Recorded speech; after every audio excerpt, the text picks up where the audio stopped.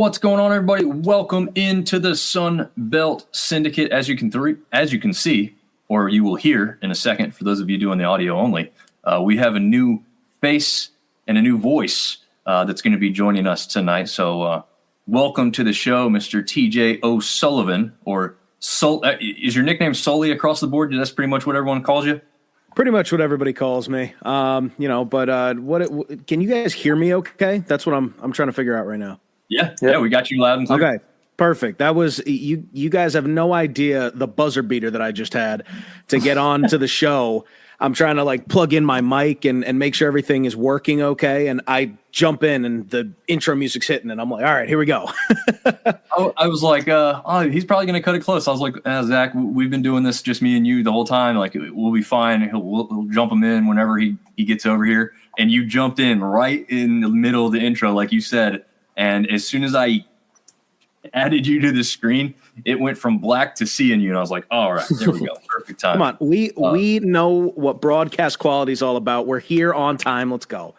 There we go. There's nothing better. And now we have a stronger representation for the Coastal Carolina brand, team, sports, whatever you want to call it, as you and Zach are both, well, Zach's going to soon to be a graduate, but you guys are both Coastal Carolina fans there, right?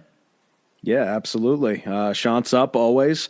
That's it's a heck of a school down there in Conway. Yep. Yeah. So, Zach, what's it like down there right now? I know I was talking to TJ earlier today. Said the pollen's usually not a big deal down there in Conway because it never gets super cold. But is it bad this year, or is it? No, it's been awful the last few years. Like, everything is just yellow. Literally everything. All the kids are walking into class sneezing and coughing. It's awful. It must have just missed me. I can't remember anything like that. But I guess you guys have it bad this year. It's been like that probably the last 2-3 years. So, I mean, it's starting to die down a little bit. It was like last week it was really bad, but now it's starting to get a little better. Well, it's definitely bad right here in the Triangle area of North Carolina, but I don't know. TJ was saying it wasn't. Or it's starting to creep up north, right? Is that what you said? Yeah, we go through these 2 week on, 2 week off stints. When it gets warmer, it starts to pollinate, gets cold, everything goes away. But we're just in hell for about 90 days. So, we're dealing with it. Nice. We got Ben already commenting. I'll put his comment up when we get to the coaching aspect. I'll just put it up now. He says, I keep hearing it could be an in-house hire for A-State in T-Butters or someone outside the conference. So if it's an in-house hire, then that would not be somebody other than T-Butters. But I did see Coach Hodgins recommend him, said there was nobody better than him to be his replacement. So we'll see. We've seen that technique used. We referenced it on the baseball show the other night. That we saw that with Sean Clark's hire for App State. I don't think it was a terrible hire, really. Did formidable for years, but ultimately you have to make some successes in order to keep your job in this day and age. So we'll see if that type of thing works out. But we are here to continue to talk about basketball and give you guys a season review. As we know, the men's side of thing is now done, over, completely finished. We do have two women's teams to shout out as they continue on towards their hopes at postseason glory. I kind of segmented those number one teams. As we know, we had 4 regular season champions, or co-champions, if you will. So South Alabama, JMU, Troy, and Arkansas State kind of get the shine here in this opening graphic, but we will get to some of the postseason stuff here. So we know A-State was the representative for the NIT. Well, technically, we were supposed to have 2 representatives for the NIT, but South Alabama was toyed with, right, fellas? Yeah, they got completely screwed over. Which is awful, but because when you look back at this one here, this first matchup, it's A-State versus St. Louis. There's that logo that you're seeing. Arkansas State beat them 103-78 in an opening round game. And as we know, South Alabama, Arkansas State, co-champions, okay, tied to the top of the belt. You don't think South Alabama could have come in here and done some damage? I think it's pretty obvious that they could have at least won an opening round game against somebody. I'm not saying everybody. you look at the team that, got in over them. They got absolutely demolished in the first round as well. So, it's not a good look for the NIT. No. I had some fun with that on the Twitterverse. So I was giving them a little bit of a hard time. I didn't want to get blocked, right? Because Arkansas State is still in the NIT. Tried to be a little diplomatic, but also be like, all right, guys, come on. Should not have fumbled the bag this poorly. But they did. Unfortunately, South Alabama was left out of all postseason because it would have been okay to some extent if, the NIT thing got fumbled, didn't work out. At least you're in the CBI. At least you're, whatever. The CBI shortened their field just because who was the team that got in over them? Like UC, one of the California teams. Riverside, I think.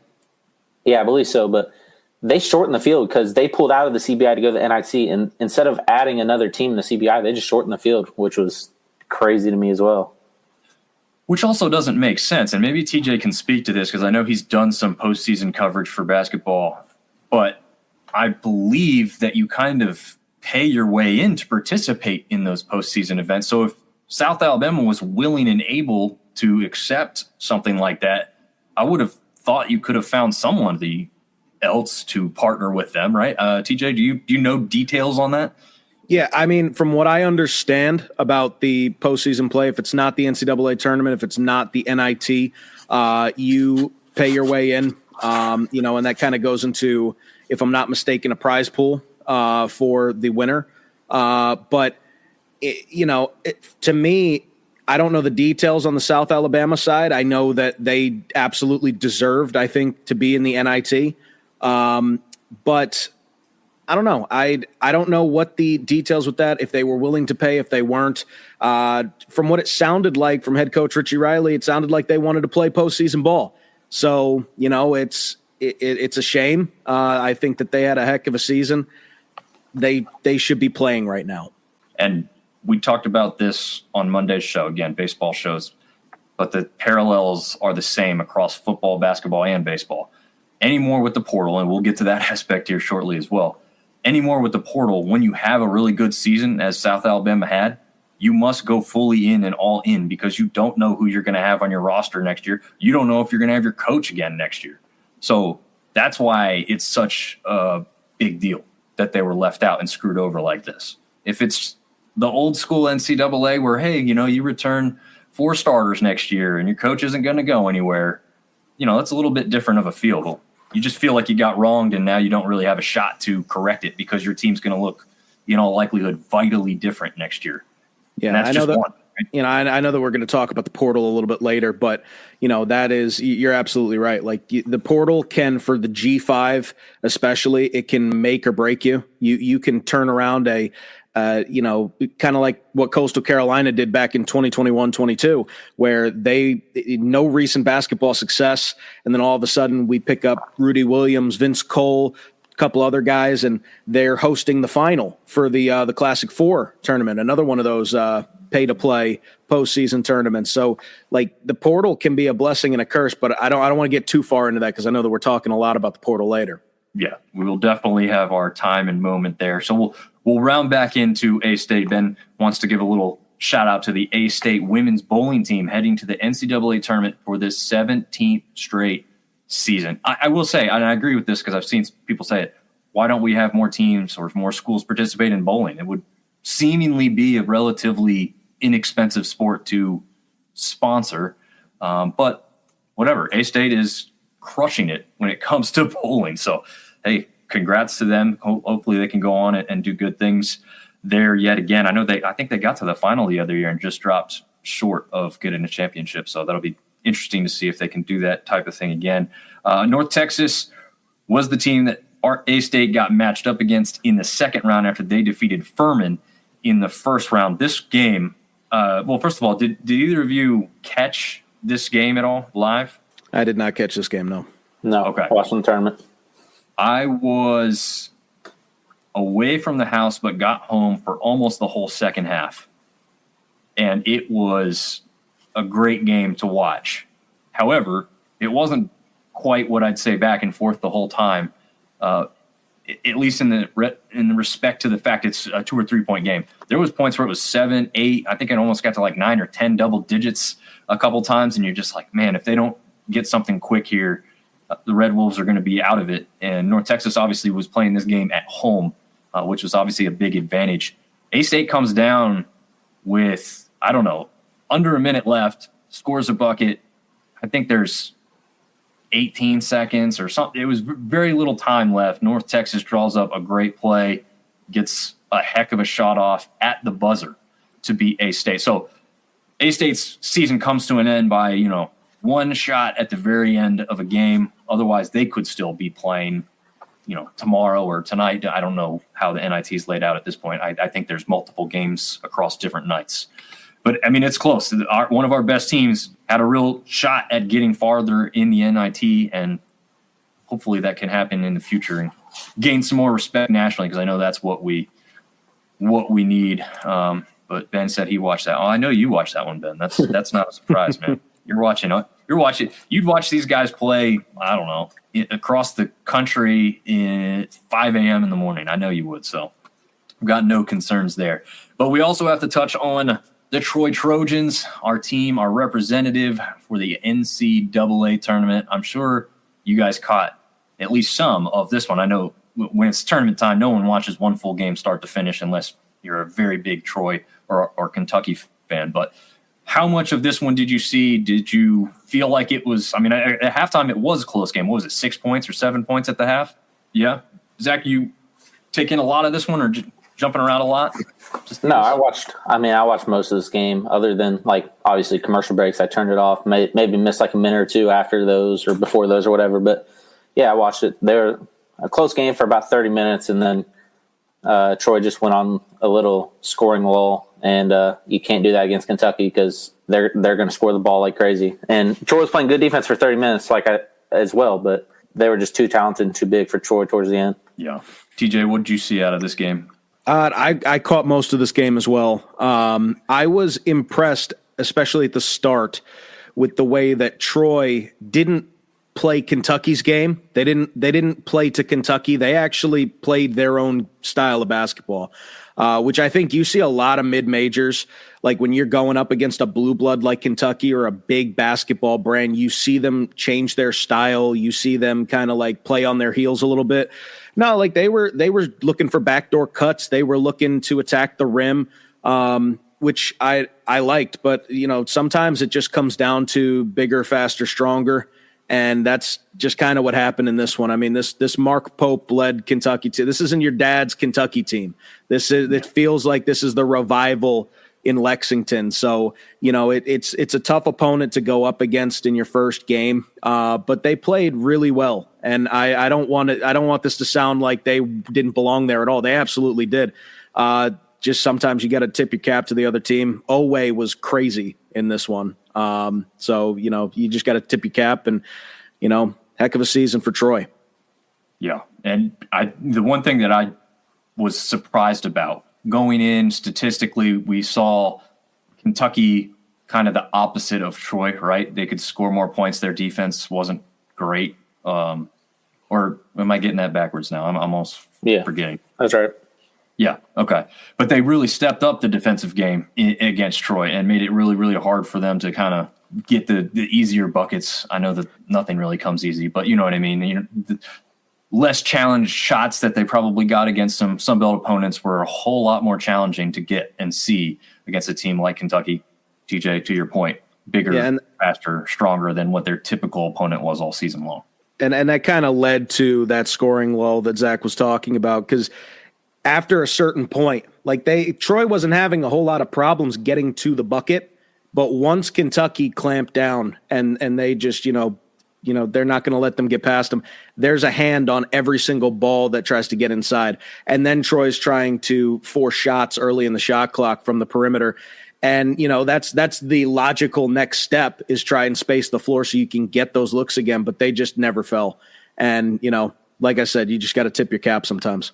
Yeah. And I think, as Zach and I talked about throughout most of the season too, at least mentioned it a few times, doesn't have that many great three-point shooting teams in this conference. A-State was probably, if they weren't number one, they were real real far up there, mainly because of Pinion and what he was able to do throughout the season. But Troy never really had that dominant 3-point shooter on the team this year. And when you can't hit the threes and get, like you said, TJ, outside that perimeter and start challenging them from that point and make them respect that part of your game, it's always going to be a little bit tougher to win this. I mean, the other thing we can't forget is, Kentucky has another number beside their name. It's not just the seed they were for the tournament. They're also a nationally ranked top 25 team, probably better than number 18, right? I mean, what we've seen them do so far against the Illini as well in the next round. So a very good team, a Kentucky team that may be heating up at the right time to go on maybe a good little run here. We'll talk about the lack of mid-majors left here in a while too.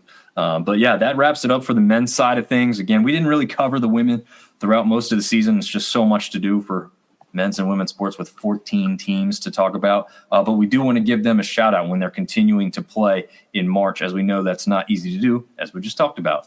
So James Madison's women's team will go again in the WBIT. They somehow didn't get a bid to the NIT and somehow also didn't get a bid to the NCAA.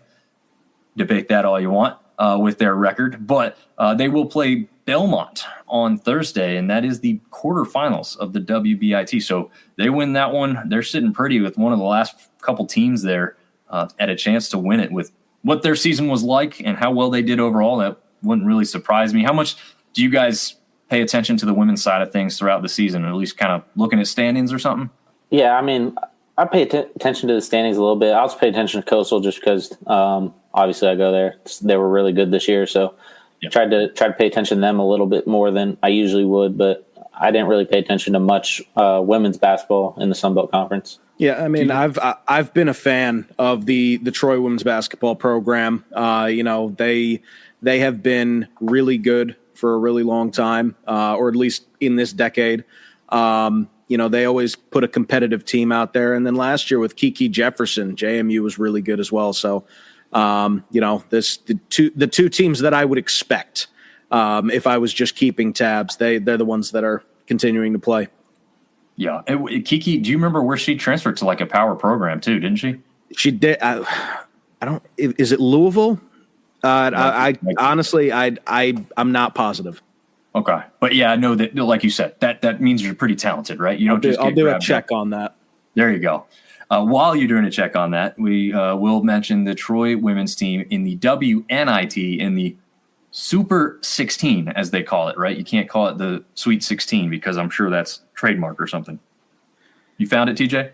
So first of all, boy, am I good. It was Louisville. Nice. And then she was drafted by the Lynx in 2024. So wow. she's a WNBA player. She is currently a free agent, but that's a Sunbelt representative right there. Yeah. Well, hey, if there's any support or ideas we can give her, go play overseas and get that money because apparently they play the women's teams and the women players over there a lot better than they pay them here in the States. So go over there and do your thing and get some shine and some money and come back and play in the WNBA again. I'm sure it's a distinct possibility that she's probably looking at. They actually match up with North Texas. So as you can see, North Texas men's and women's basketball programs looking pretty good, both in the postseason. So we'll see if Troy can get a little revenge for A-State there. Totally unrelated, but the fact that they're just playing North Texas again, we'll have to see how that one goes. All right, so and shout out Ben saying that the A-State women's coach got a contract extension, but we got to bring him on for as an A-State insider. He's got everything right now. He's got bowling, he's got contract extensions. Oh yeah, he's all over A-State. We got to get some other people to comment sometimes because he's just dominating the feed, which is fine. I'm totally good with that. We love Ben and what he brings to the show, and we appreciate all the insight that he does bring. But he doesn't want to talk about the UConn A-State game, and I'm sure TJ, with you being up there in that area, there was a little talk about that first round game, and unfortunate for Sunbelt fans, a first round exit for the Lady Red Wolves. Yeah, it's Paige Beckers. That's all I can really say. Yeah. Oh man. All right, so we have in front now the coaches poll preseason for the 2024-25 basketball season on the men's side of things. To the surprise of no one, including Zach and myself, likely TJ, but I guess I have to confirm if you would have thought the same or not. But Arkansas State came into this season as the coach's favorite, my favorite, Zach's favorite, and to me it was pretty clear. TJ, were you kind of in tuned enough to see that Arkansas State was a pretty easy favorite to pick going into this season?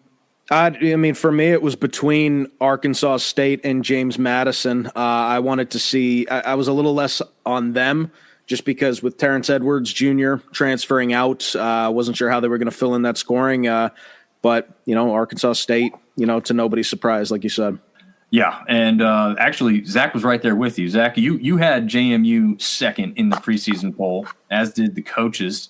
So what was your thought process on that? Because obviously they were replacing a lot. Obviously, Terrence Edwards Jr., as TJ had said as well. But why did you have them so high coming into this season?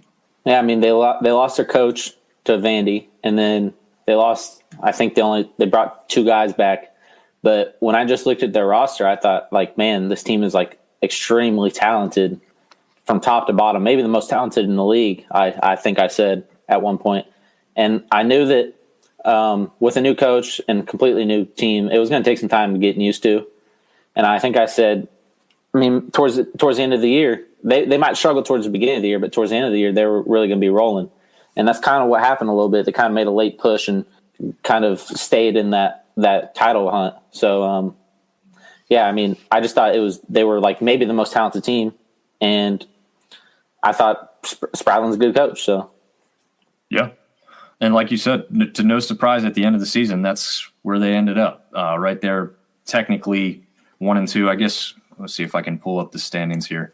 We can reference that. Obviously, those top 4 teams, all 13 and 5. Technically, if you want to say the tiebreaker. That's why South Alabama's at the top there. But all relatively close with all getting over or at 20 wins. Obviously, it looks like a couple teams, the postseason games got added in there too. But, yeah, that's kind of the final look there. This is – I was pretty far off. I had JMU in 4th, which, I guess when you go back into the standings and you say if there was further tiebreakers, maybe I could have been close in that regard. But I had some big-time misses. So I'll go ahead. At the bottom down there. Which one? That team at the very bottom. Yeah, they did end up at the bottom, and I think Zach, yes, you had them at 14 as well. The coaches, you guys all knew what you were talking about. I thought this ragtag crew of players in what was Keith Richards' final season, as we'll talk about too, as well, could just kind of come out of nowhere and have kind of some success. They had some European flavor, some. I think it's just one player they had from Africa, right? I believe so. I think at least one. So I just thought it was a weird mix, but if it worked, it could work really well because you've got different play styles that some of the guys maybe not so used to. I had him in 6th place, so that one was a little bit wrong. And we can all agree that we all doubted incorrectly South Alabama. The coaches actually had them in 11th. Zach and I had them in 13th and 14th. I had them last. You had them second to last. So we were wrong. We were hard on ourselves immediately once we started figuring out that we were off on that one. But I think that was another one though, right? We just didn't know what the makeup of that team would be after what we had seen last year and what they brought in. I don't know if we felt comfortable enough to say that they were going to be one of the better teams in the conference. So full credit to those guys. I think 2 teams that were big disappointments. I think they're right there in the middle at 4 and 5, which was the Cajuns and Southern Miss. TJ, I know with your experience covering Southern Sunbelt Conference in the past, those 2 teams are probably ones that were relevant when you were looking at basketball standings and predicted to be pretty high, and both ended up towards the bottom instead. Is that a little bit of a surprise to you? It is a surprise. From what I remember from my beginning covering the Sun Belt is, Louisiana, they are always playing scrappy defense. They're a physical team. They, it doesn't matter who's on the court. They're scrappy. They're going to get the win.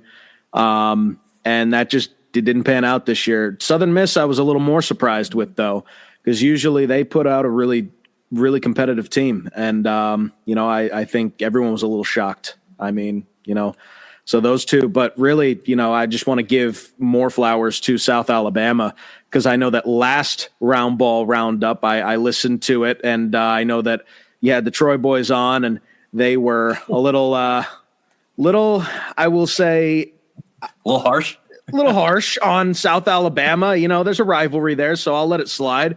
But all good and fun in the in-state rivalry. But Richie Riley did a phenomenal year. He had a phenomenal year this year, and I think that picking them 11th was a little disrespectful to him, being that, this year with their 20-plus wins, it's the third 20-plus win season of his 7-year tenure there, and he's had no losing seasons. His only losing season in 9 years as a head coach was his very first year at Nichols, where he went 14-17. So, I mean, I wouldn't have doubted Richie Riley personally to pick them 11th. I think, 6th is probably fair. But that's 2020 hindsight. I'm not going to critique the coaches poll, but I thought that they deserved to be a little higher. Well, you can critique ours because we had them in last and second to last. So that. Well, I will critique that. That's disrespectful. Yeah, there you go.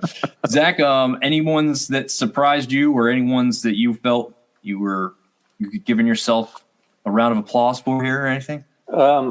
I mean, a team that kind of shocked us both was Georgia Southern as well. I mean, that's a team that we both picked to be like a sleeper team to even like compete to win the conference, and they had a really down year. So that's probably one. And then another one, looking at my standings a little bit, I mean, I think everything else is pretty much we've covered. I mean, Louisiana, obviously, with the big loss beginning of the year, sucked, but that's a team that we thought was going to do better. And then you said Southern Miss, with all the talent that they had, we thought that they would be really good.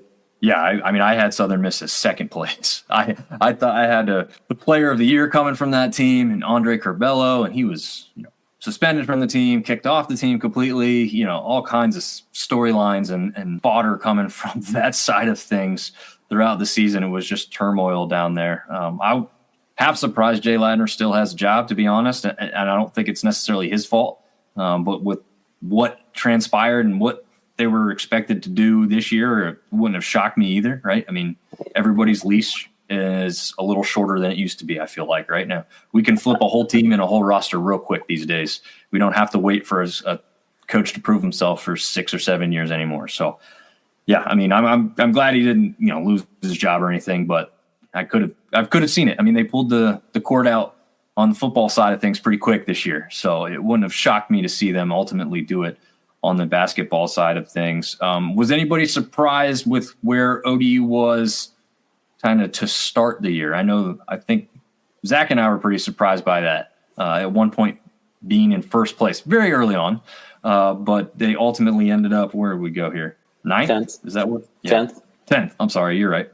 Yeah, that rough start looks pretty bad when you look back and see that their overall record was just 15-20, but they were a hotter team towards the end of the season than they really were throughout most of the rest of the season. And maybe a team that we'll get to our way too early predictions here at the end, and maybe a team that could be standing around there. I think at this point we'll jump over to the coaching changes. If you guys got any other notes here, you could also share them once we go to the portal aspect too, because there'll be plenty of things to talk about in that respect. But yeah, we've got some coaching changes, as I said, one that didn't happen, but we've had some that did. This one was were you guys kind of surprised by the one with A-State and Brian Hodgkins moving on already? Not really. Just because Hodgson, he comes in last year, he has a good year last year. This year he continues that success. He's had a phenomenal start at A-State, and I think that it was just kind of right. I'm going to change that. It was the right situation, I guess, the perfect storm. And I say that I want to change around my wording a little bit because South Florida, with their head coach passing away in October, that's obviously not a perfect storm, but that's a program that cares deeply about their basketball team. It's a tragic loss, absolutely out of nowhere. And they just needed, I think, another, just like Amir Abdur-Rahim, who was a younger coach, one of the promising young minds in college basketball. You got to go get someone that kind of matches that energy, someone that matches that mold. And Hodgson, just started at A-State, but making the step up, I think that was the right move for them. I think they got a good one. And I think that he sort of embodies what that program's looking for right now. Zach? No, I mean, he pretty much covered it. I mean, it's a great coach going to a program that really needs a young, good head coach after the passing at the beginning of the season. But I heard a rumor that maybe Hodgson he's still pretty linked to Syracuse. So, maybe if he has a good year and Red Autry has a down year again, then maybe he jumps ship after a year. I don't know. And then I also heard a rumor that maybe he'd be connected to Oklahoma, say Porter Moser left. But, like you said, he's going to a program that cares about basketball a ton. So I think it's a perfect fit. You hearing anything on that aspect, TJ? Is that a surprise to hear his name? I knew you. Yeah, I knew you were coming to me. I have no idea. I have not a clue. for those that don't know, TJ was very involved with Syracuse basketball for a whole season, right? From start to finish, right? Yeah, start to finish. I was the ACC reporter for CBB Review with a special emphasis on Syracuse. Got to cover Autry during his debut season or his first season. But yeah, it was a great time. Autry's seat, I would say, after this season is warm. They're committed to him for another year, and I think that's the right move. 3 years, I think, is where you can start passing judgment on a coach. He's got a great recruiting class coming in. I think that he just needs to figure some stuff out on the offensive side. Not that this is a Syracuse podcast, but it's his seat's warm. I don't think Hodgson's making the move immediately, but that could be something in the future if they start jumping around with head coaches. Yeah, no, that makes perfect sense. And like you guys said, this is a school that cares about basketball and also is probably one of the closest schools to be primed to a power jump if the opportunity were to exist for them.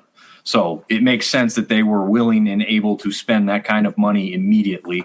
Also saved them a couple, $100,000, which in today's day and age doesn't feel like that much. But had they waited until after April to try and steal them away, they would have been paying a cool $1 million compared to the $900,000 they had to pay for them. So, smart move for them probably all the way around, like you guys had already mentioned. All right, Keith Richards, this was probably the worst kept secret, Zach? You were the one who broke this news before the season even started that he was likely on his way out after this one wrapped up, right? Yeah, there were some rumors going around right before the season started that maybe he takes like the Tony Bennett route and retires right before the season just to get one of his assistants a job. But he stuck around about halfway through the season, announced his retirement, and they stayed in the house and signed assistant head coach Phil Cunningham. Yeah, as we could see the graphic there, enough to say whether you like that hire or not for ULM?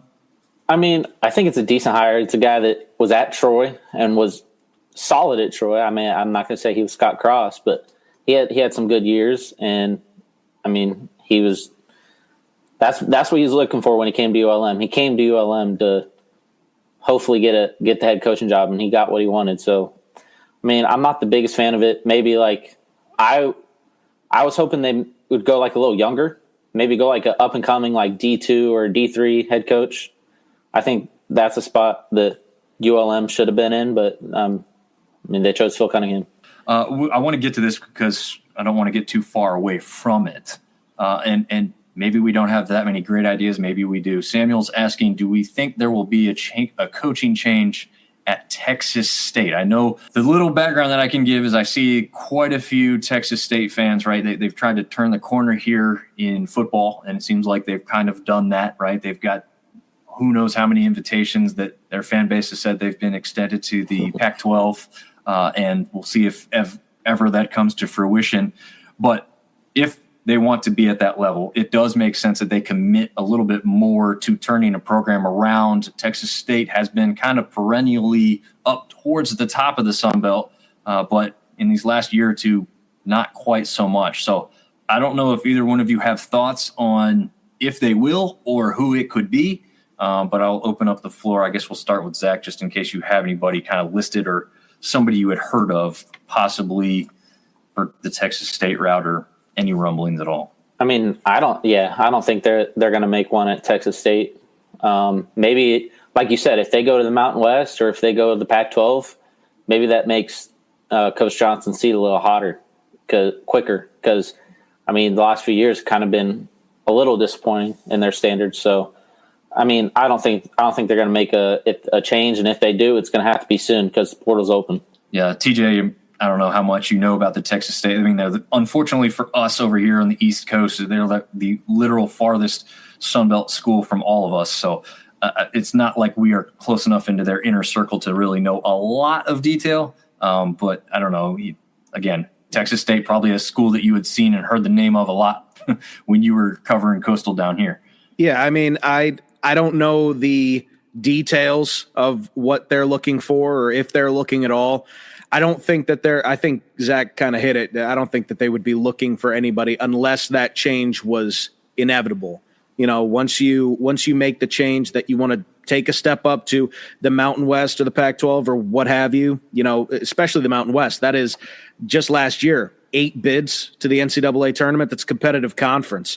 I got in trouble with some of the Mountain West fan bases for what I said about the 8 bids, but it's a conference that is incredibly, incredibly competitive. And if you are going to compete in that conference with some of the most hostile environments in college basketball, you're going to need somebody who knows how to handle themselves in those situations. So, you know, that's a decision to be made when the time comes. I don't think there's going to be anything right now.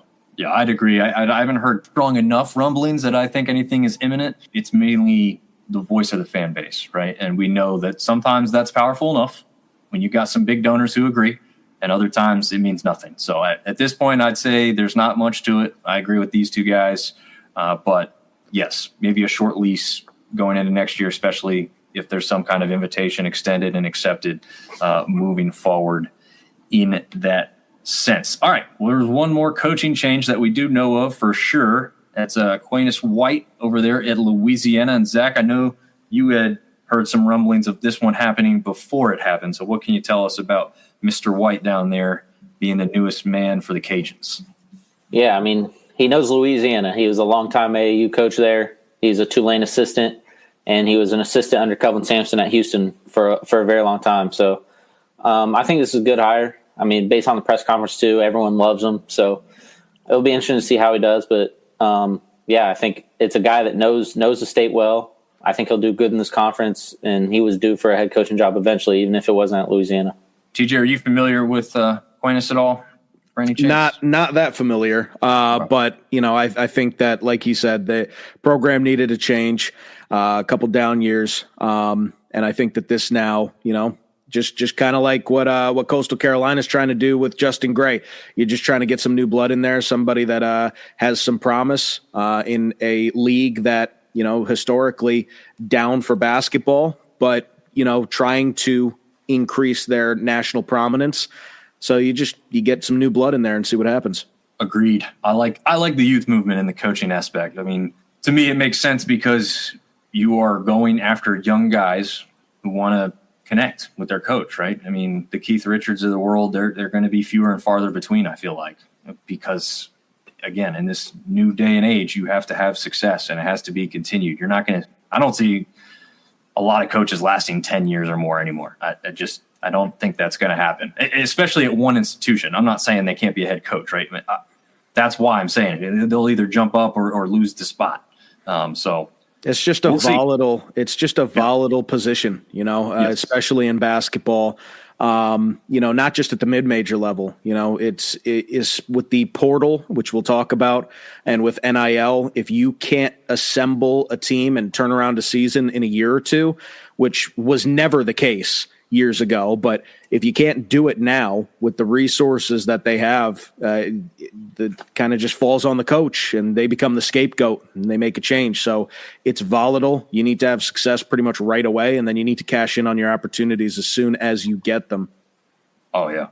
Ben is saying he's okay with the Achin move as long as they torch Memphis, because he's not a Memphis basketball fan, which makes sense. As an A-State fan, you're not going to be a fan of anything Memphis does or has to say. Okay, look at this. We got one player in the portal for Marshall, not as the conference. We have a lot to cover. But we will start off with the one that is the smallest portal, and Zach's going to kind of make sure that we're aligned here, because there was a lot of graphics to try and grab for this and make sure there's not last-minute movement, and I may have missed some along the way. But as we know right now, Zach, is it still factually correct right now that Kyson is the only Marshall player in the portal at this moment? Yep.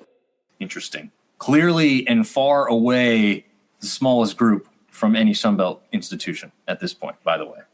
I tried to order it from smallest group to largest group, and there are some really large groups when we get here to the end. But I don't know. What do you think about this move here? I'm going to pull it up. He's a guard.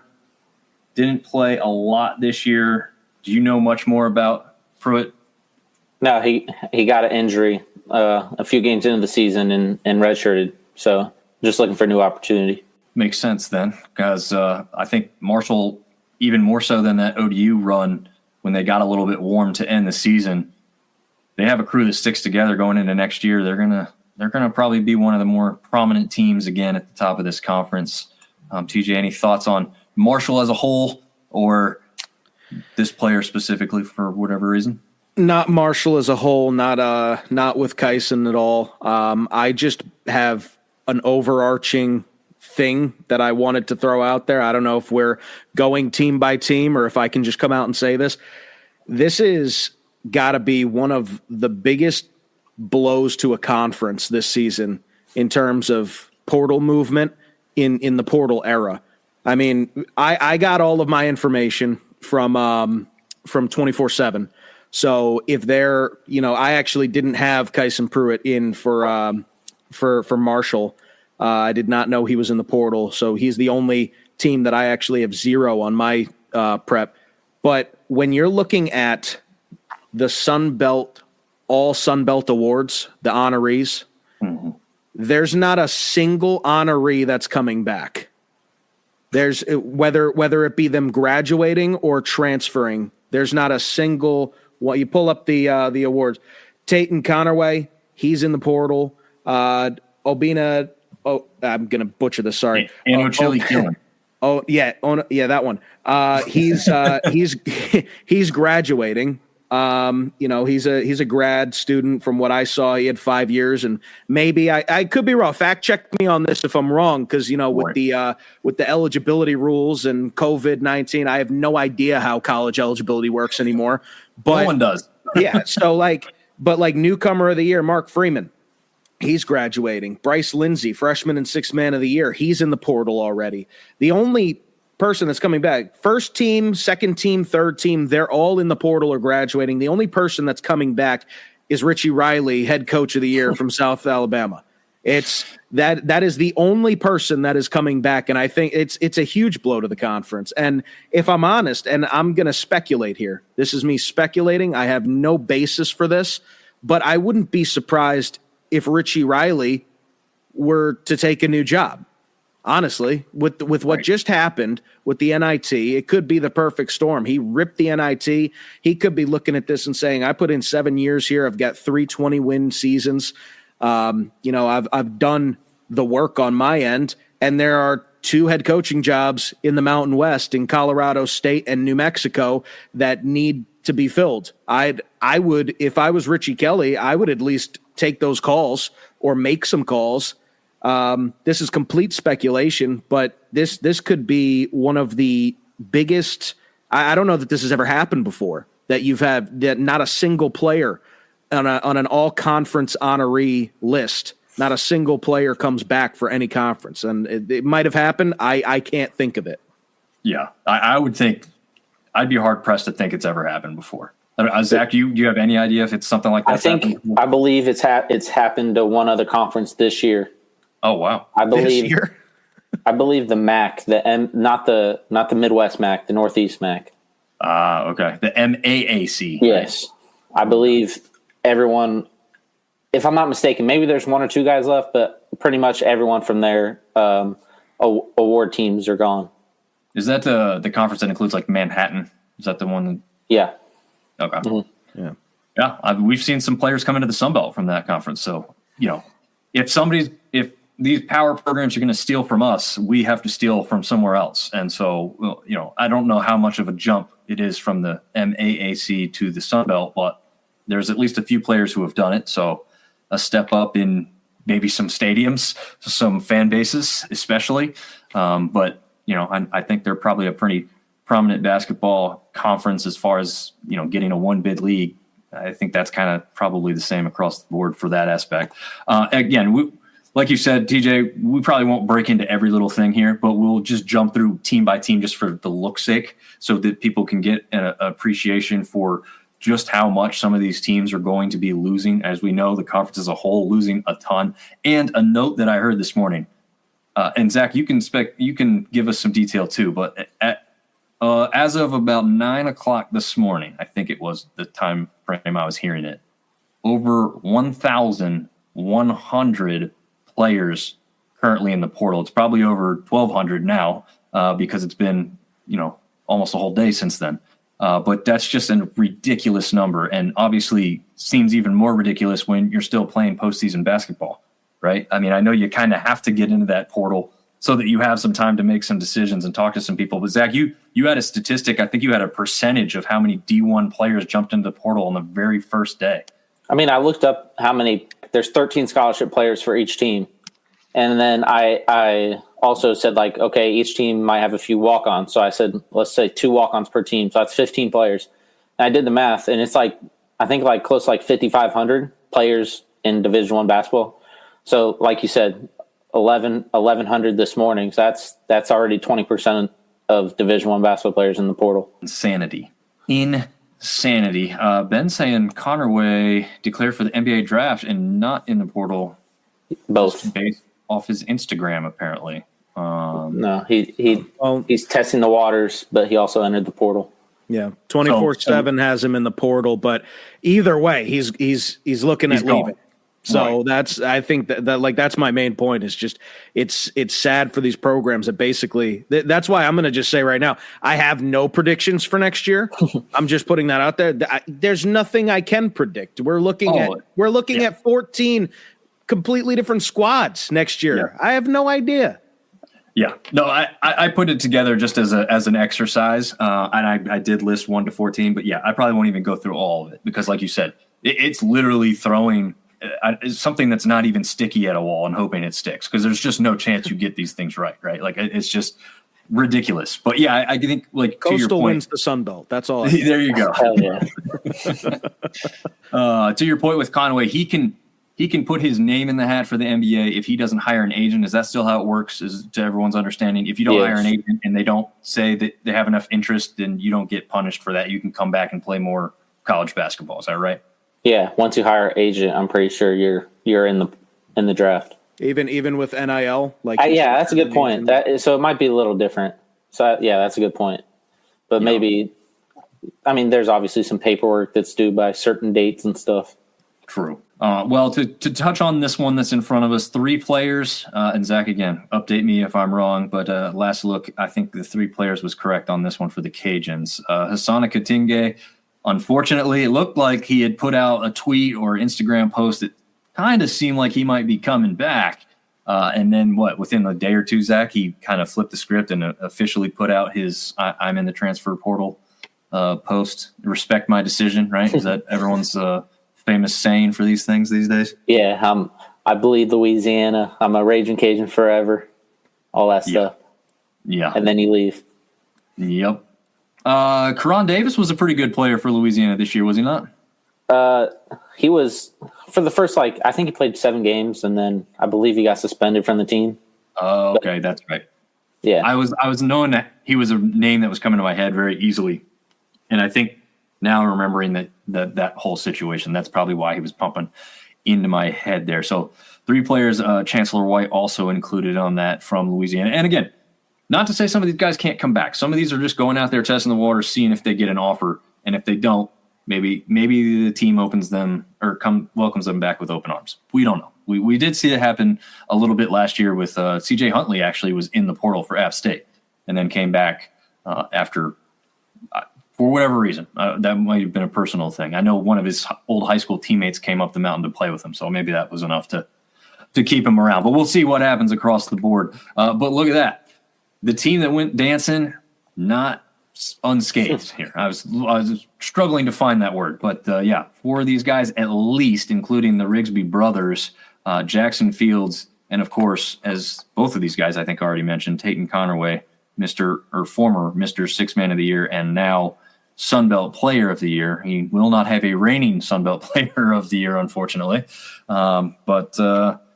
Zach, still 4 or more Troy players entered the portal thus far? Yeah, I haven't seen anything. So just those 4, but those are 4 big players, all 4 starters in their tournament game. So 24/7 must be dropping the ball. I'm off on all of these so far. I've got 2 for Troy, Tate, Connerway, and Fields. But all right. I'm going to let y'all do your thing. You guys have more. You guys have more up to date information than I do. Yeah, that's why we brought Zach. It's you coastal guys are strong with the basketball presence, so I had to get somebody that knew what the heck they're talking about, and Zach's been our go-to guy all season long. So, and what's great about Zach and everyone who's been watching and paying attention throughout the season has seen and heard this. This guy isn't just a plethora of Sunbelt basketball information. He's watching stuff across the entire country, totally in tune with the basketball scene. So there is a rhyme and a reason for Mr. Zach Capps running his own Twitter account. For those that aren't following Sunbelt Report, definitely do that because he's literally the first person sharing a lot of these ones for the Sunbelt. So there you go. These are his graphics that you're seeing on the screen now if you're watching this one. Unfortunately, Troy not unscathed there. USM, maybe surprisingly to me anyway, only with 4 players in the transfer portal. I think they had a couple graduate, though. Maybe that's playing a little bit of a role here as well as Corbella being kicked off, although Corbella would have been a senior anyway, right, Zach? I mean, he would have been was gone either way. Yeah. Okay. Any surprises here? I think you talked about Christian Watson, or was that another conversation I had seen on Twitter talking about his role in the team last year? Yeah, I mean, I think when I put out the post, obviously you were tagging it, so you saw the comments, but I think someone said, like, he can leave. He's got, like, terrible shot decisions or something like that. But, I mean, that's the biggest loss. That's a guy that started almost every game, played nearly 30 minutes. And he's how tall is that guy? He's huge, isn't he? 6'7". Yeah. Yeah. I mean, I know that there's taller guys in basketball, but, we don't see a ton of 6'7" guys that are real successful at moving the ball around and shooting in the Sunbelt. So for his size, it's be interesting to see where he may end up.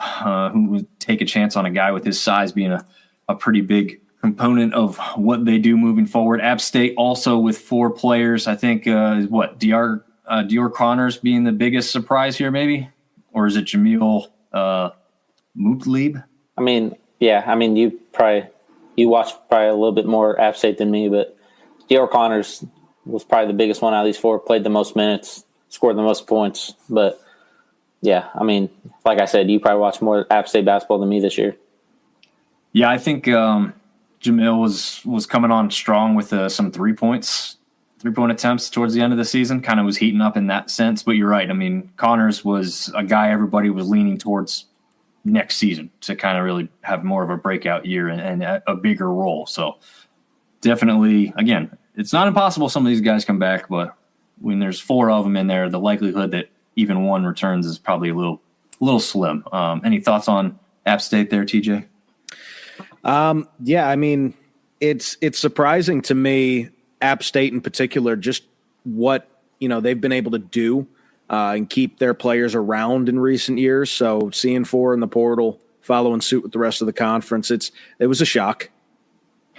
Yeah, I was surprised, just touching back on that, what we already talked about. I was surprised they did so well in the regular season this year. I mean, I think you and I, along with everybody else, once your team is to a certain point, you get disappointed. But my preseason outlook for App State was 9th in the conference. They got decimated. Their entire team entered the portal after last season. So I didn't know where to put them. So I put them as a massive drop. But obviously, 2 games towards the end of the season go a little bit differently. They're talking about possibly being a top 4 seed in the conference. And so,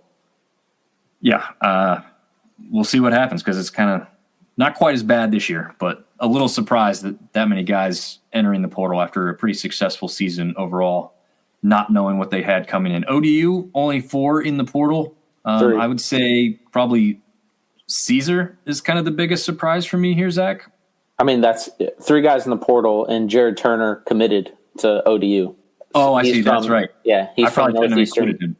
Yeah, yep. From Northeastern. Career, I think 42% 3-point shooter over 2 years. Average 8 points a game over his career.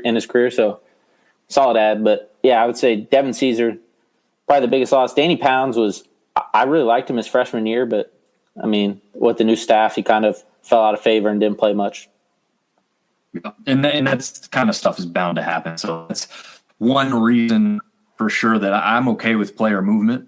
I don't think it's a bad thing overall to allow these players to do these types of things. It's just disappointing when you want to know something about your team going into the next year. You want to have, your fan favorites stick around, be on the team, so that you can, feel like you really know these guys and move forward with them as a whole. All right, South Alabama, as we talked about with Richie Riley, kind of getting screwed out of the postseason. I would say Barry Dunning Jr. and Miles Corey are the 2 big losses here, right? Oh, yeah. I mean, Miles Corey, that's a guy that me and you said that was probably the conference player of the year halfway through the season. Yeah. And then he kind of had a rough stretch in the conference play, but Barry Dunning took over. So those are 2 massive losses. They're 2 leading scorers. Yeah. And I think 2 all sunbelt honorees as well. Yep. Yes. Yeah. Is the Caleb and Ethan, are they twins or are they brothers? Just brothers. Just brothers. Okay. And it seems like, I don't know. I think I saw someone say something about Ethan saying that he was kind of a promising prospect in a sense. I don't know if they were both thought of that or what, but didn't see the floor that much for South Alabama this year, if my understanding was correct on that. Yeah, that's correct. But Ethan Kaiser, I mean, I went to the South Alabama Coastal game this year. That dude can jump out the gym. Really? So, I mean, I know he didn't get much production, so a lot of people might be thinking like he might go to a lower level just because he didn't play much at South Alabama. But I think with his athleticism, he has a chance to still stay Division I, maybe even like Sunbelt level type of conference. Yeah, it'd be interesting to see how many of these players move within their own conference. They saw somebody, a guy that they know a little bit, talks them into coming over. So those kind of storylines going into next season could be pretty interesting if they come to fruition. All right, your guys' team here, Coastal Carolina. I'm showing 5 following you, Zach, but again, you can correct me if there's any more that we're looking at here.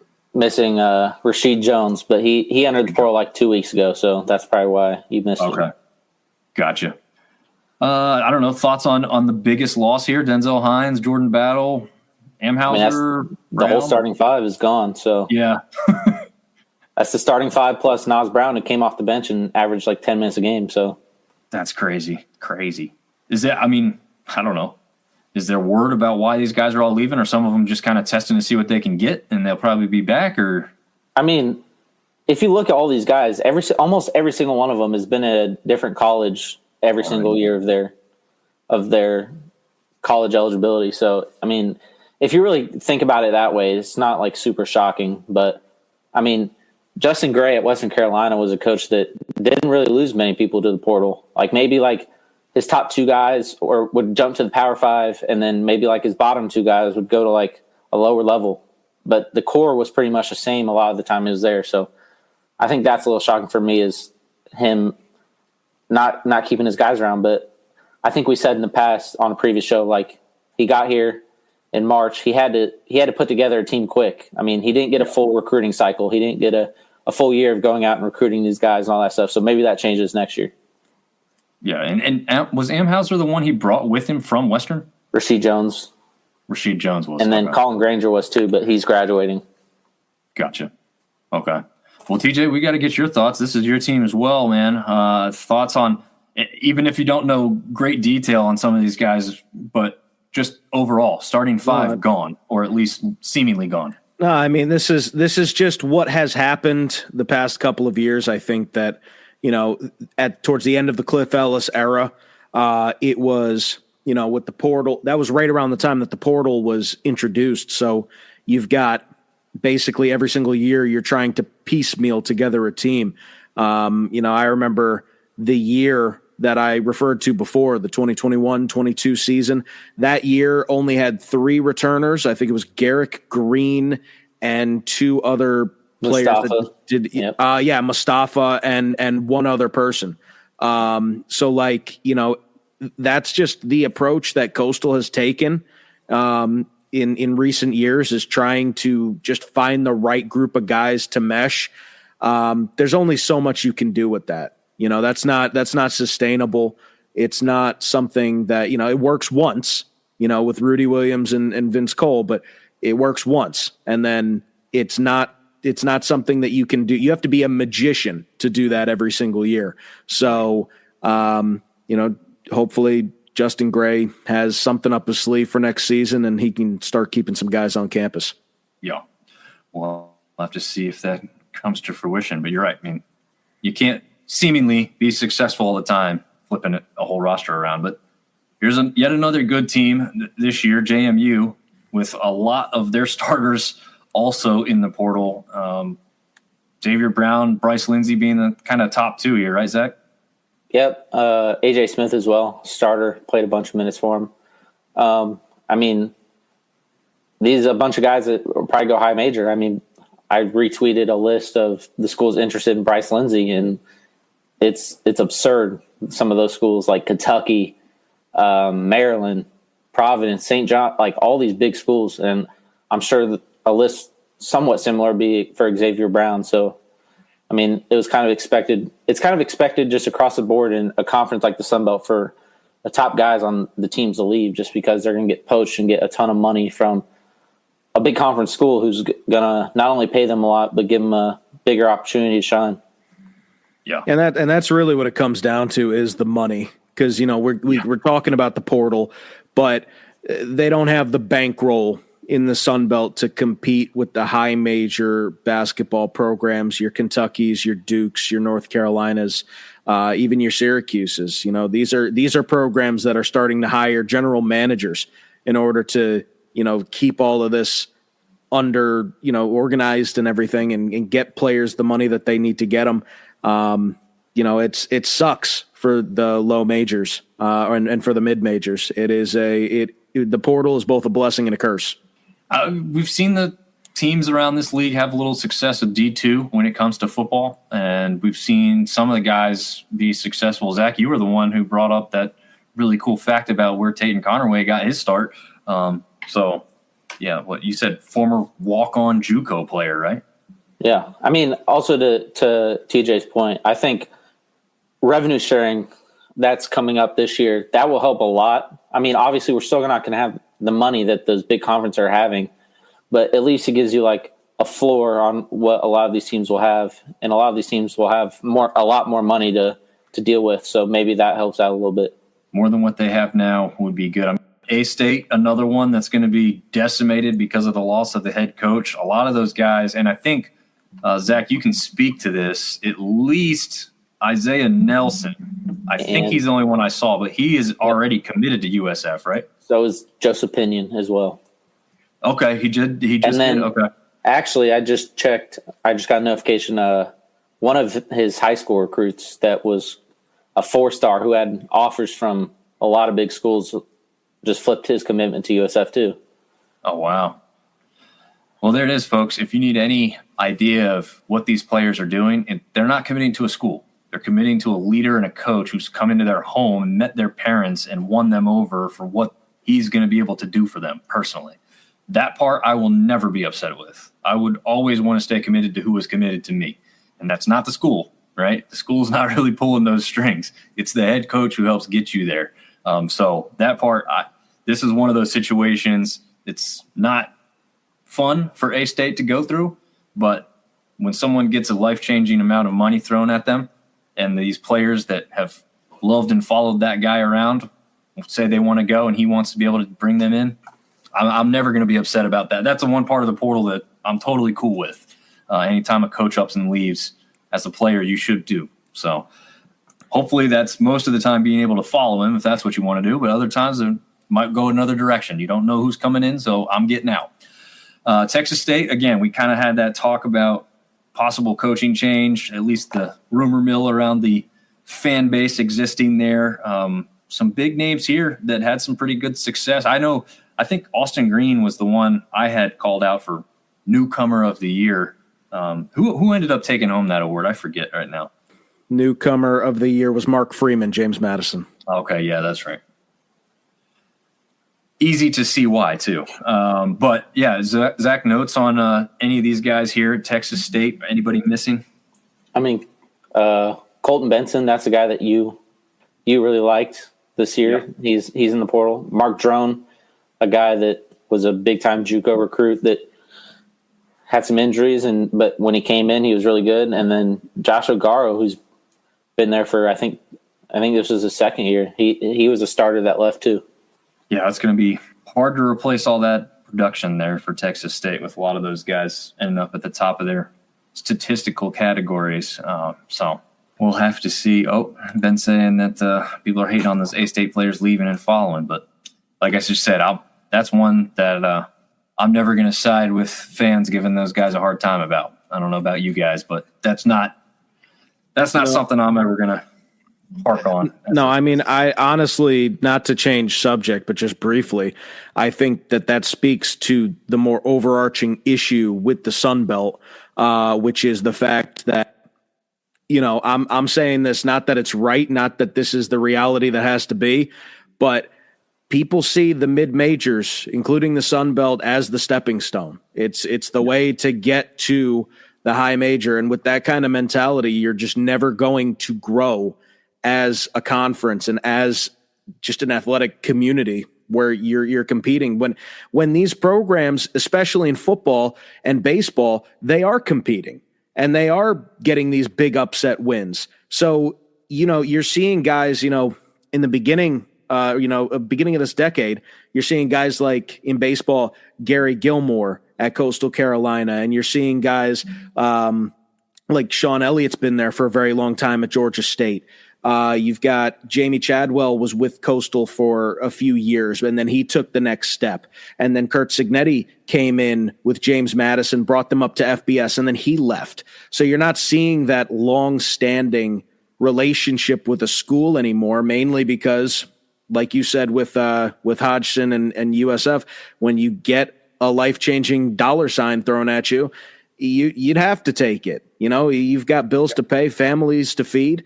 It's not any fault of their own, but I think that there is a serious problem that Keith Gill and the Sun Belt Conference need to take over. I don't want to get too far into that, but I just wanted to say that, Hodgson, I don't think that says anything about him or the players that have committed to him. I think it says more about what needs to change when it comes to the Sun Belt Conference. Yeah, and the coaching position in general, as you said with Sean Elliott there at Georgia State previously, he left a head coaching gig to take a lesser role at South Carolina, but get paid more money and have less responsibility. Why would I get paid more money to do less? I mean, I'll take that. It's also just the perception. It's like, I would rather be an assistant coach for this program than be a head coach at mine. It's, that just sets off alarm bells to everybody about what the state of the Sun Belt Conference is. And that's not the case. They're winning games, especially in football. So I don't know. I digress, but that is the overarching issue, and something needs to be done. And most likely it's going to come down to money. And that's, there's no easy fix to that, but something needs to be done. Yeah, definitely does. Ben saying, people are saying Hodgson downgraded by going to USF. I won't agree with that statement, but yeah, I mean, it's disappointing, and you can understand the frustration being voiced by the A-State faithful there. All right, getting back to Georgia State, who's in front of us right now. Pretty easy here. Zareek Nutter being the biggest loss here for the Panthers, Zach? Yeah, I mean, Malachi Brown as well. That's their starting point guard. So, and then if you look at the rest of their roster, Tenari Lane, gone. Cesar Edwards, gone. Nick McMullen, gone. The only big guy that played minutes that's come back is Jelani Hamilton. So they got a lot to do in a year that's crucial for Jonas Hayes, because he has not been particularly good at Georgia State, and he's probably on the hot seat going into next year. There you go. There's another one that we can list. That one, Texas State. We'll see. Maybe Ladner at USM being on a hot seat as well. Yeah, very interesting. A lot of storylines that we will be able to touch on during the offseason and going into next year. ULM, again, this one's not going to be a big surprise. Probably a lot of these guys had decided they were going to enter the portal before they even knew who the new head coach was. So this one, again, not really shocking. I don't know. Is there anybody that specifically stands out to you that will be a pretty big addition for somebody here, Zach? No, I mean, I think all these guys probably end up at another mid-major like the sunbelt. I don't think any of these guys are going to go to a Power 5 school and be really good there. But, hey, they do have – ULM does have Wiggy Ball coming in, so watch out. Yeah, what did we say? Immediate first-team sunbelt all-name team. That might be the name of the year. That might be the player of the year. It might be, man. That's just a great quality name, so – we'll have to see. But, yeah, that one's, again, a little less surprising on how many people entering the portal there. This one shocked me. I was not prepared to see this many people, and I think you said I even missed some for Georgia Southern because they might have declared earlier. But we have a full screen here. There is no open space, no gaps. Their roster, I think I counted it. I think they had 15 on their roster to start the season. I'm not sure if that's what they ended with as well. There's 10 people on the screen right now, and if you said I might have missed one or two, you're talking about flipping an entire roster from start to finish going into next season. This is crazy. Tell us more about what you can about the Eagles. Yeah, I mean, I think that's a shock for all of us. I mean, no coaching change, no none of that stuff, but their whole team's gone. They bring back, as of now, they're bringing back two guys, Nicavian White and Tyson Brown, who I don't even know if Tyson Brown's going to come back, but with the eligibility ruling with all non-Division I athletes get an extra year, he gets extra. So that means he gets a fifth year. So, but he doesn't have to use it. So, I mean, it'll be interesting to see if anything comes out about why this is happening at Georgia Southern, because it's a pretty big shock. Yeah, definitely. Question from Ben here. Wanted to see where you got the Rashawn King from A-State being in the portal. Who reported it? Me. Boom. I bet you Zach has cell phone number of King, and he's like, hey, man. I mean, verbal commits. Verbalcommits.com is like the number one place to look to see if anyone entered the portal. It's like automated. So like as soon as someone enters the portal, it's like updated on their website. And they also send out tweets as well, like every single time someone enters the portal or when someone commits or gets an offer or any of that stuff. So that's a perfect website. Yeah, for what it's worth, like I said, I've been wrong on all of these in terms of the amount, but I also have Rashawn King. So 24/7 is behind, but it seems like this one's true. Nice. Staying on top of it. You guys over there, Zach specifically, like 3 cell phones, like, oh, okay, someone's just here. He's getting the information on one, editing. He's getting texts from SIDs, and he's I wish. He's Adam Schefter on trade deadline day. I was trying to think of Schefter's name and I was going blank on it, but that's exactly what I'm picturing Zach doing over there, right in front of the computer. Just got the computer going, got this phone going, always up to date on everything. So I mean, honestly, I like pre-write like pretty much all these tweets in the graphics. Right? So like as soon as it happens, I basically just press send, or as soon as I can, I just press send. So I mean, it's not like I'm getting the information like 2 days ago and then or 2 days early and then posting it. I also wait until like either they make a post or it's official or the papers have been submitted. I'm not the guy, at least yet, that is going to break some news like days early. So just curious, you say you do these in advance. So do you make one for every single player and then pick and choose? Yeah. I started like when the teams were losing in the conference tournament, I just went team by team every single day. And then towards the end, I was just like, I'm tired of this. Like, I don't want to do this anymore. That's dedication. I'll just wait until they enter the portal. But I mean, it definitely has helped if you pre-do it. So then you can just press send rather than spending another 10 minutes of making a graphic. That's dedication. I mean, a lot of these too, I can just like the app I use, I can just replace like the name and then the background picture. So like, it's not like I'm like going like inch by inch, like putting the Georgia Southern logo on and then like all that stuff. So that makes it a lot easier as well.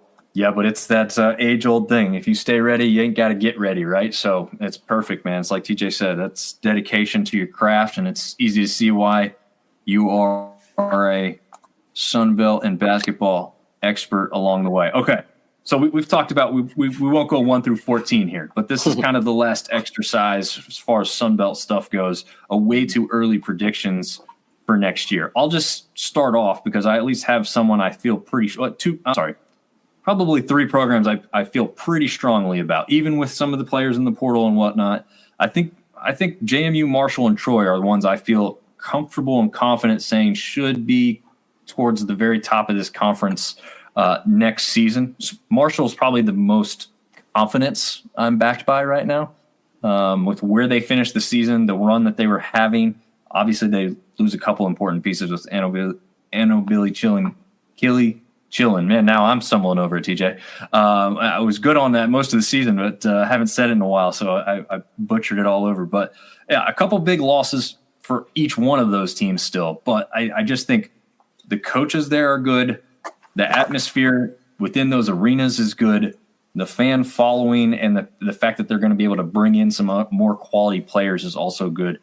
We've talked about it a couple times. Scott Cross was his 4th 20-win season in a row here.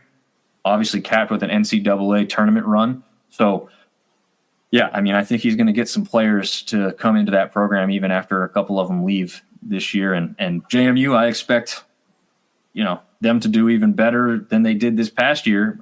I'm assuming they'll have some pretty good transfers come into that program and revitalize it after a couple of those guys jump up to higher major teams maybe. Let's go with Zach next. This is like impossible to pick. Like all these teams are going to have like 9-10 new players. But I mean, as of right now, I'm sure we'll get into it like sometime during the off season when we get a better understanding of the rosters. But like you said, Marshall, I think they just return probably some of the most in the conference. They lose Dawson, Anachilli, Killen, and Martin, but pretty much everyone else is back. So that's a team.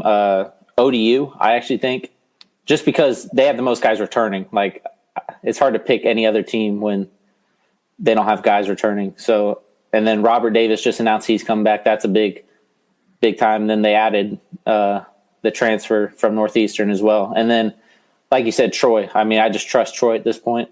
As you know, I'm from Indiana. I'm a Purdue fan, but they're kind of like Purdue. They're going to be a steady 20, 25 win team almost every year. No matter what happens, their coach and that staff is going to find a way to make something work. Yeah, I like that. I agree with you. ODU is a good one to shout out too. I have them in it was kind of an exercise of stupidity if you really did 1 to 14 like I did, but I had ODU making a pretty big jump up to there in that 4 or 5 region almost. So we'll see if they are capable of doing it. Again, TJ, I know you said you didn't throw anything out on actual paper there maybe, but just some thoughts on some teams you think might be towards the top next year. Like I said, I literally have nothing. As soon as when I counted 30 conference-wide transfers, that's when I stopped counting and I stopped caring about next year's predictions. I'm just keeping it 100% honest with the audience.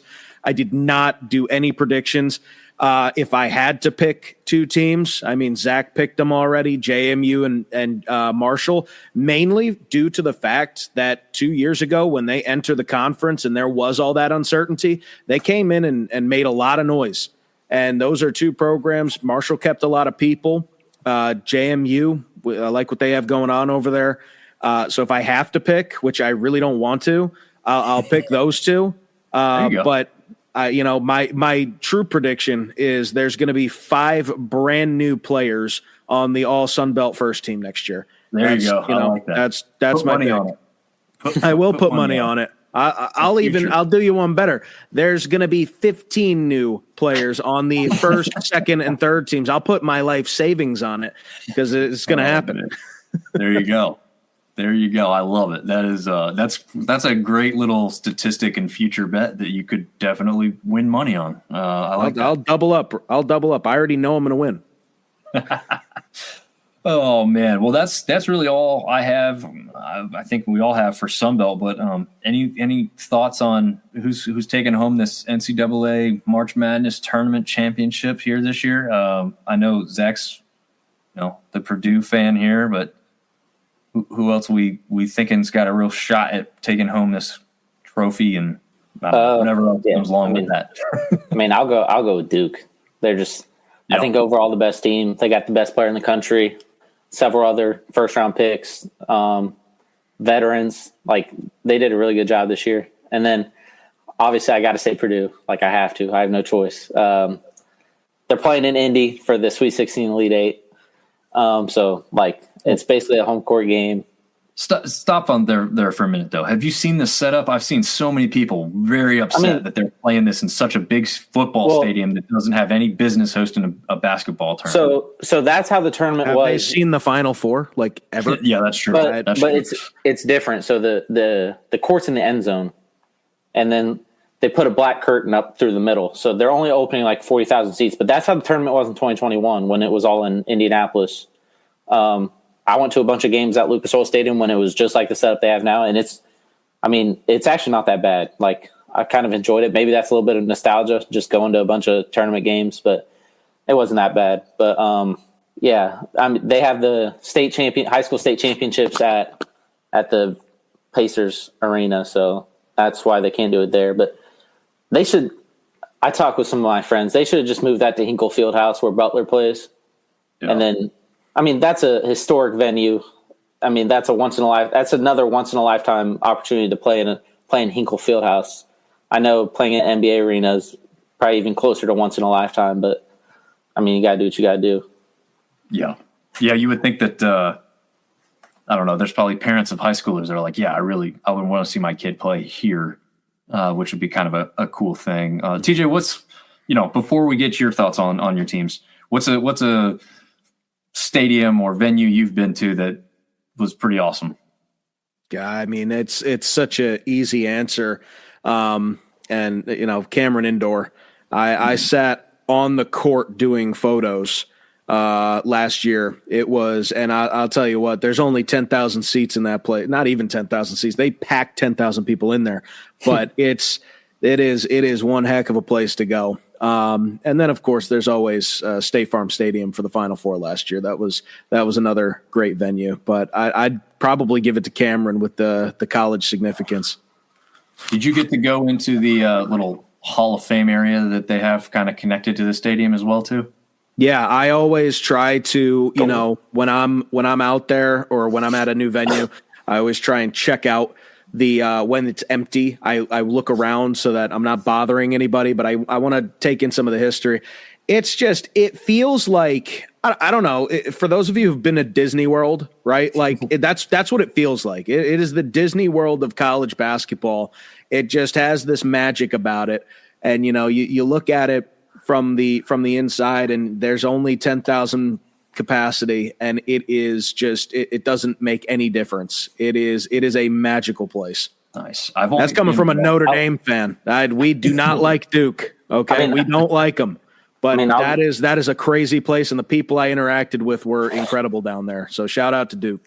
I'll go a little bit with what he's saying. Like, obviously I think my dream place would be Cameron Indoor, obviously, but nice. I think a close a second or maybe like third is Mackey Arena. I know Purdue is obviously my team, but that place, like TJ said, just walking in that place, it just has a feel about it. You just walk into it and it's the game feels different. Even if it's Purdue versus, like I went Purdue versus Toledo this year, like that game felt big. Like it's just the feeling, the history in those stadiums. There's nothing that can match like a college venue like that. I like it. I'll also give a special shout out to the JMA Dome in Syracuse. It is an interesting experience watching a basketball game, but that's a great place to watch. Is that one where they also do like the shielded half thing to kind of cut it off there? Kind of. They roll one end zone worth of bleachers down, and they'll put it in the end zone and kind of like enclose it. I think it's like I want to say it's like 24,000, 25,000 capacity for basketball. I could be wrong on that, but yeah, I mean that's Big East basketball, baby. They are a founding member. Yeah, that's crazy. That's insane to think that like we have member institutions in this conference that can't put 2,000 people, sometimes not even 1,000 people in the stands for some of our games, and there's teams around the country put in 20 or close to 20 or over 20. I mean, on a regular basis too. It's just insane. Center, baby. Yeah. Ben says he wants to go to Bristol Motor Speedway for a football game. That's the one. It's too much of a stretch for me. Like you're way too far away from the field. Yeah. I've seen the setup. It's just, I mean, if you're going, go for the party. Because I've gone to an outdoor hockey game. Okay, the sight lines are usually terrible. You can't hear, like hockey's all about hearing guys crunch along the boards, hearing the puck bounce off the post, sticks slamming into the glass. When you're that far away in a football field or baseball field, or they've played some of these, you don't get any of that ambiance or atmosphere. Yeah. So yeah, some of these big venues just to have the numbers game, you can miss me with that. I'll just straight out say it. I don't think that we should play sports on fields that weren't built for those sports. That's just my personal opinion. I hate watching football games in baseball stadiums. I don't care if Syracuse and Pitt play at Yankee Stadium. Why can't you play at the JMA Dome or in Pittsburgh where you're supposed to play? Actually get a good view of the game. That's just, that might be a hot take, but that's just my opinion. Well, I think it's not even too much of a hot, especially for the three of us, because you guys just called out Cameron as like your number one thing. There's nothing special about how many seats are in there, right? That's the least special thing about it. The special thing is how it feels. It's an intimate setting, kind of how you're supposed to be for basketball. Mm-hmm. So, yeah, I mean, I've gotten lucky enough to be there once, and the only thing that's shocking to me is like it gets so hot, and I heard that. Like it wasn't a surprise, but it's so hot. It's just incredible how hot it gets in there because it was freezing. I mean, it was like almost, if it was precipitating outside when I went, it would have been snowing. That's how cold it was. But you walk in there and you're immediately like, all right, everything's off except for, what I have to have on pretty much. And it's not for lack of trying either. It's right. They pump the AC in there. And when we stayed after to do our stand-ups in front of the camera, ice cold, and we had to like throw layers back on. But when everybody's packed in there like sardines, it's ridiculous. I mean, I also think it's the way these like old stadiums are built too. They're not modern ventilated. They're like literally like wood walls and wood ceilings. So it's that heat gets trapped in there real quick. I can tell you that the seats are not modern at all. They are very much teeny tiny seats. I am not a very wide guy, luckily, but 6'2", 200 pounds, still struggled to fit in the seat that I was supposed to be sitting in. So it is not accommodating for the modern human being even, but people still go. And it's all about the atmosphere when you're in those places. So phenomenal stuff there. And I definitely agree with everything you guys had said. I'm a relatively big guy, and doing photos with the first row's knees in your back is completely not an experience. It's not an experience I'd do again. I'd go there and sit in a chair. I would not sit on the court again. Yeah, that's a little man's job. Yeah, that's the one thing about basketball that always astounds me is how close they let all those people get. I mean, I know you have to be that close to get the good shots and all that, but it's just crazy that like these are massive human beings who are flying literally in the air and get bumped and they don't have control and everything. And you're right. I mean, they're falling in your lap. I mean, it's just insane that they half the time you're looking for the good shot. The other half of the time you're looking to not die because you've got this gigantic human being coming down the lane and tripping over somebody. It is scary. Honestly, it's even scarier for football in the end zone. I'm gonna be honest with you. Yeah, because those guys are padded, so at least like, they're not gonna feel it. I'm gonna feel it. Yeah. For days and days. Oh, man. Okay, this is another random one, but since Ben asked it, you guys have favorite NBA teams? I mean, his is the Memphis Grizzlies, so he'll start us off with that. Yeah, I mean, I don't really watch the NBA as much as I used to. Just watching other sports more, but mine is Boston Celtics. Yeah, just family grew up. I had some close family grow up in that area. Both of my childhood best friends are Celtics fans, so it was just like meant to be.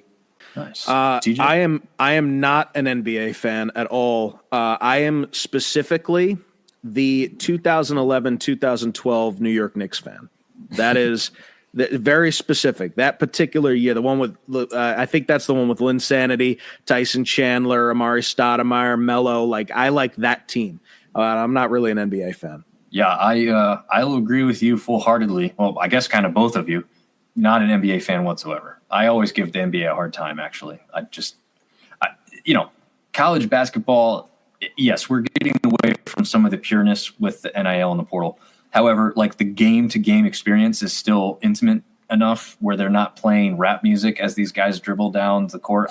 Rap music, pop. I'm not mad about the rap music. I like that genre of music, so that's not the aspect. But like, it's just so pop culturalized. I don't even know what word I'm trying to look for there, but it's just not. It doesn't feel like sport. It feels like Globetrotters, right? Like it's just so much going on while the run of play is happening. Like, no, focus on the play on the court. So I just don't get into the NBA. Not a big fan. I'll piss some people off. I think that the argument I hear a lot where I'm a diehard college fan. If I have to pick between professional and college sports, I'm watching college all day long. And people will tell me all the time, oh, but there's so much parity in professional sports. Like those are the best people in the world at what they do. And it's literally just, they're going head to head and it's full tilt. And I'm like, I don't want parity. I want an entertaining product. I want the story of, I'll make you happy, App State beating Michigan back in 2007. Was that 2007? Yep. Yeah, Yep. I want that story where any team can beat any team on any day. Like I want to hear the story of the kid on the sideline who just got his leg blown off on the last play. He's hobbling up to the coach, hopping on one leg, looking to get back in next play. Yeah. Load management and like I can't blame them for that because they're worth millions of dollars, but give me the college team that nobody expects anything of. I'll root for them all day long. Yeah, I think that's there's the last thing we'll touch on. Ben is also saying he used to be a LeBron fan, but not anymore. I'm actually a LeBron guy. Like I like how he plays the game and all that, but I don't like the diving stuff. You know, that the pre-Madonna stuff. I'm not a big fan of. But let's talk about that. So no more mid-majors left. They're all gone. So is that more of an anomaly of like maybe this year, or is that kind of the future as we think we're going to see it here? I think it's probably going to be the future, honestly. I honestly probably think it's going to be the future with NIL, with the transfer portal, with these conferences, just like the SEC and the Big Ten. Those are like the two like conferences where everyone wants to be. So like, I mean, I think those two conferences eventually, I'm not saying next 10 years, next 20 years, but I think eventually those two are just going to run everybody over and just completely run college sports eventually. And yeah, I mean, like I said, NIL, I mean, all these mid-major teams are just getting completely bought out by these high major teams. And you can't blame anybody. You can't blame the school. Like you have to blame the NCAA for not enforcing rules or not making rules. But I saw like some graphic. It was like Belmont. If Belmont had they have like 5 guys starting in the Sweet 16 that are like obviously like on these big schools. Like Belmont could be like like 30, 40 years ago, Belmont would be absolutely insane right now with a starting 5 of teams or guys that potential NBA guys. But like I said, just they're getting bought out. And you can't blame anyone. You can't blame the players for taking the money, and you can't blame the schools for handing them out. You got to blame the NCAA for first of all, not making any rules and then not enforcing them. Well, they did make rules, and then they roll over when they get sued. They just roll over like it's nothing. So I mean, it's not really hard to win a case against the NCAA. But then it's just the Wild West at that point. Yeah, that's what it feels like. TJ.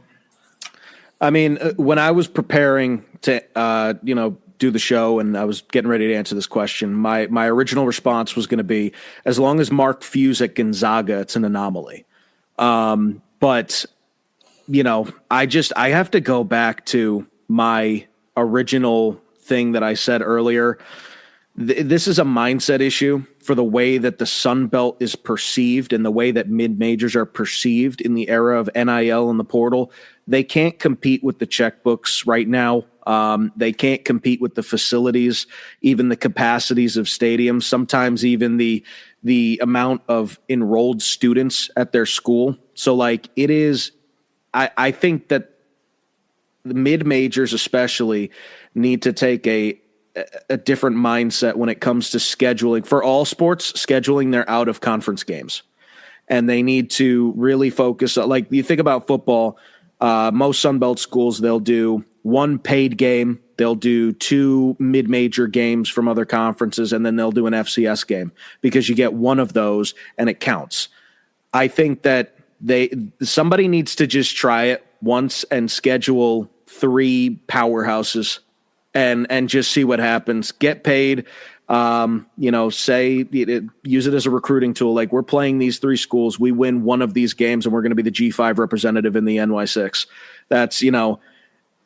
That's just kind of what needs to happen. Something needs to change. I'm not the guy with the answers. The Sun Belt is seen as a stepping stone for not just players, but also coaches. It was huge. You guys realize how huge it was that Grayson McCall stayed at the Sun Belt level for 4 years. It was huge for the conference. It's a 4-time player of the year, a 3-time player of the year. Never happened before at the Sun Belt level to have that kind of guy there. He ran, pretty much the awards for 3 straight years. He had a tough senior year, but that's the stuff you don't see anymore. You see guys have a really good year like Bryce Lindsey. I have nothing against Bryce Lindsey. This is the state of college basketball. You got to work your way back up. He has a great year in his freshman year, and he's gone. And that's just the way it is right now. So I think that the Sun Belt needs to just have this mindset of we want to be the gritty conference.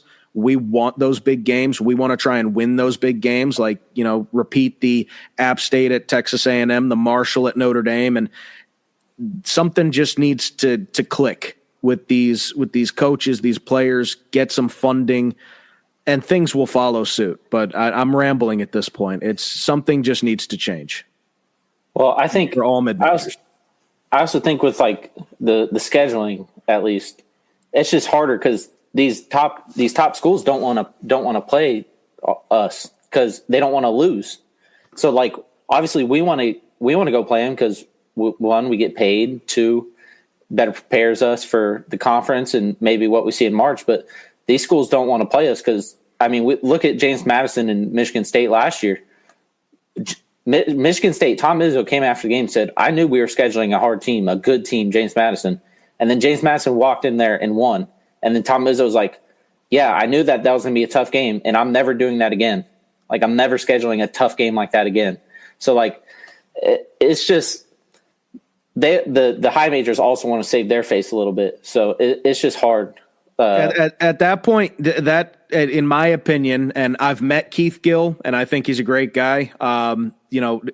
That falls on the commissioner's office to get up there and get on your soapbox and say, we don't care if you want to save face. We want these games and we want to compete. And if you're not willing to compete, stir the pot a little bit. If you're not willing to compete, then you don't deserve to be called the power conferences. If you're too scared to come down to this level that you call the group of five, like, no, you need to force them to take these games. And you're going to take your lumps early on, but eventually you're going to start to build a culture. And eventually you're going to get guys to stick around. And then you're going to have the stories of the 2020 Coastal Carolina, the 2023 James Madisons, and it's going to happen a lot more often. But it just needs to start with someone needs to drop the mic. Yeah. I mean, yeah, like you said, I think I agree with you, but yeah, like I said, the Michigan States, if they schedule a James Madison, and they lose, that's a bad loss on their record. But if they schedule an Ole Miss and they lose, I mean, that's still a good loss on their record. But that goes with what you're saying. Like, if we as a conference are scheduling better, then it makes our conference look better. So that James Madison loss to Michigan State doesn't look as bad in the future. So yeah, you got to start somewhere. You got to start somewhere. Yeah, it is a group effort. This needs to be a conference-wide thing. This can't just be one school in the Sun Belt. This needs to be the conference coming together and saying, we want to schedule more difficult opponents and basically take the Mountain West approach to things. Like I said earlier with the Mountain West, in basketball, they go and they play tough teams. They do basically the opposite of what Brad Brownell says the Big 12 does with the net rankings and manipulating the system. They do the opposite. They do really tough out of conference games, and they beat up on each other in the the conference schedule because they are prepared. They're ready to go, and it's really entertaining. Let's make the Sun Belt fun again, and let's get some big names in there. I know Coastal Carolina's got South Carolina coming in this year. I saw the comment at the bottom of the screen. Iowa State's coming to A-State this year, so keep going with that. And start forcing these power conferences to give us a shot. Yeah, and then that doesn't just go for football. I mean, this is even more important for basketball because we have a ton of basketball teams that almost have no other choice. They have to go play these NAIA schools and these Division II schools because these other teams won't give them a shot, which in one regard you understand, as you guys had alluded to. You can't lose to them. We got nothing to gain by beating this team. The downside is they're almost correct because in the RPI and the net game, it doesn't do anything for them. But again, as Zach said too, I think, maybe both said it, you got to start somewhere. So yeah, you're going to take your lumps and get beat up a little bit if you start scheduling heavy hitters from start to finish more across the conference. But guess what? Those are also the games that your recruits want to come play. So that it's not a bad thing. I think you can't be scared of it. And like you said, TJ, I like what you said about Keith Gill kind of spearheading that, maybe come out with a statement officially, stir the pot a little bit. We haven't seen that from him. I don't think that's going to change, right? Because he's kind of taken his stance. But we'll see what happens in the future. Because like you said, something's got to change for us to, especially at the basketball level. We just did this whole show about basketball. It's a big deal here. That's where it needs the most work. Football's decently positioned.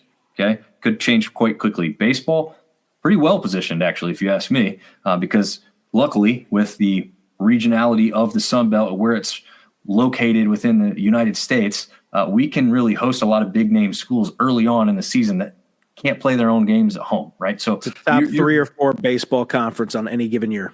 Yeah, exactly. I think this year, unfortunately, we look a little down with our top 3 really being good, and then everybody else is kind of mediocre so far. So we'll see if we can kind of round at least 1 or 2 more teams into form and maybe sneak a 4th team into the regional somehow. But I think those top 3 should be looking pretty good. I guess we talk now about everything, literally football, basketball, baseball. So you guys got any further notes to share before we get out of here? I just want to follow up on last episode and say I, for one, am a big proponent of the new Sun Belt tournament. That's just me. That's my opinion. Troy Boys had some stuff to say about it. I think it's a great idea to force a bottom tier team to win 7 games in 7 days in order to get that day. If they've done that, you deserve it. But that's all I wanted to say. I wanted to try and fit that in at some point. No, I agree with you. I think I kind of had that stance with you. Like, if you're going to change the tournament, then just don't invite as many teams. You same structure, just 6 of them or something. But if you want to include all of them, make it difficult. You don't get rewarded for being the worst team in the conference throughout the regular season, and then be like, well, we have to play 7 in a row. Yeah, you're right, you do. Because if it's nuts, and I'm all for it. Absolutely, the Mortal Kombat style tournament is what I saw someone refer it to. So I love it. But this was awesome. We're going to do more of this stuff going forward. Obviously, a little less frequently now that basketball season is officially over. But you will see these guys hanging around with us much more often, and can't wait to see you guys next time. Thanks for tuning in.